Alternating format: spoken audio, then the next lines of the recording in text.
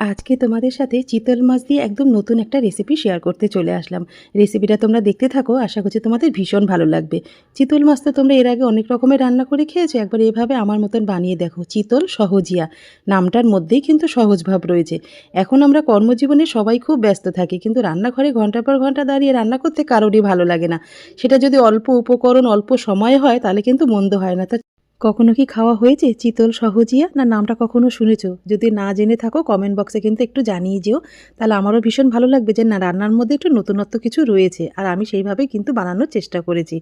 তা চিতল সহজিয়া বানানোর জন্য তোমরা তো দেখলে চিতল মাছগুলো কিন্তু আমি ভাজা করিনি। চিতল মাছটা ধুয়ে পরিষ্কার করে আমি নিয়ে নিলাম, তার মধ্যে নুন হলুদ লঙ্কার গুঁড়ো দিয়ে মাছটা কিছুক্ষণ মেখে রেখেছিলাম। তারপরে কড়াইয়ের মধ্যে কিন্তু আমি বেশি করে সর্ষের তেল দিয়ে চারখানা মতন ছোট সাইজের পেঁয়াজ আমি বেরেস্তা করে তুলে নিয়েছি।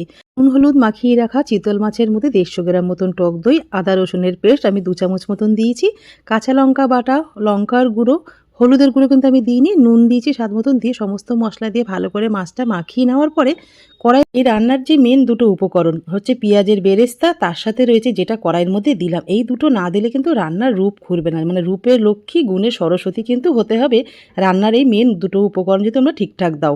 বেরেস্তা করা তেলের মধ্যে আমি দিয়ে দিলাম কালার লঙ্কার গুঁড়ো।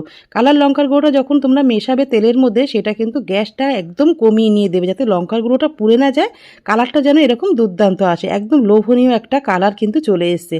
তেলের মধ্যে কালার লঙ্কার গুঁড়োটা দিয়ে একদম হালকা আগুনে কিন্তু কিছুক্ষণ নাড়াচাড়া করে নেবে। তারপরে যখন তেলটা থেকে কালারটা ভালো মতন বোঝা যাবে, তারপরে মেখে রাখা চিতল মাছগুলো একটা একটা করে সুন্দর করে সাজিয়ে দেবে, একদম আলতোভাবে, যেন বেশি নাড়াচাড়া করবে না, যাতে মাছগুলো ভেঙে না যায়। মাছগুলো দেওয়ার পরে আমি কিন্তু খুন্তি দিয়ে উল্টে দিয়েছিলাম মাছটা, তাহলে দুপিঠটা ভালো করে ভাজাও হবে, কুকো হয়ে যাবে।